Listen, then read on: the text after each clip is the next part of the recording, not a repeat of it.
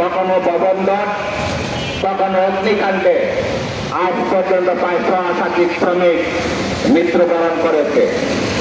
এর জন্য একজন মালিককে আইনের আওতায় এনে তাকে গ্রেফতার বা তাকে বিচারের আওতায় আনা হয় না। এইখানে সর্বশেষ আমরা যদি সিদ্ধান্ত দেখি যে এইখানে ৫৪ জন শ্রমিককে যারা হত্যা করলো, প্রথমে তাদেরকে এখানকার যে মালিক এবং মালিকের যে ছেলে তাকে অব্যাহতি দেওয়া হয়েছে।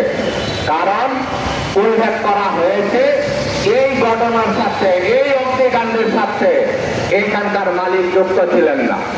একজন কারখানার মালিক, শুধু ওই কারখানা কিভাবে পরিচালনা করা হবে, ওনার যে মুনাফা ওইটা ভোগ করবেন মালিক।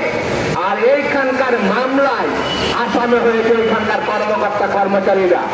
এমন একটা শ্রম আইন আমাদের দেশে আছে। এখানে ক্ষতিপূরণের কথা বলা হয়েছে যে শ্রম আইন অনুযায়ী যদি কোনো শ্রমিক চাকরি করা অবস্থায় মৃত্যুবরণ করে তাকে ২ লক্ষ টাকা ক্ষতিপূরণ দেওয়া হবে।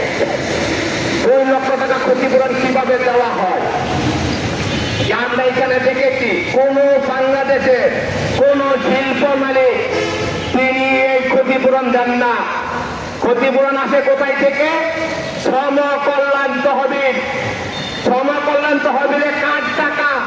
এইখানে বলা হয়েছিল যদি কোনো কারখানার মালিক, কোন শ্রমিক তিনি চাকরি করেন, বাৎসরিক তার যে লাভ, এই লাভের ৫% শ্রমিকরা পাবে। কোন কারখানার মালিক এইখানকার শ্রমিকদের ৫% দেন না। এইখান থেকে ১.৫% কেটে আর মালিক ১.৫% দিয়ে শ্রম কল্যাণ তহবিলে ৩% মুনাফা রাখেন। সেই টাকা থেকে শ্রমিকের টাকা, শ্রমিকের মৃত্যুর জন্য তাকে আবার এটা ক্ষতিপূরণ দেওয়া হয়।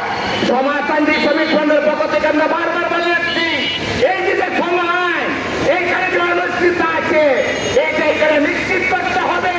কারণ একজন মানুষ তিনি কত বছর পর্যন্ত চাকরি করতে পারছেন, তার যে চাকরির বয়স আজীবনের সমপরিমাণ এখানে ক্ষতিপূরণ নিশ্চিত করতে হবে।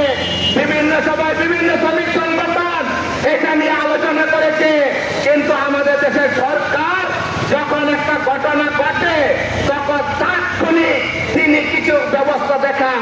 এইখানে বিভিন্ন কারখানায় কালকে যদি কোনো কারখানায় অগ্নিকাণ্ড ঘটে, এইখানে শ্রমিক মৃত্যুর আশঙ্কা আমরা দেখেছি।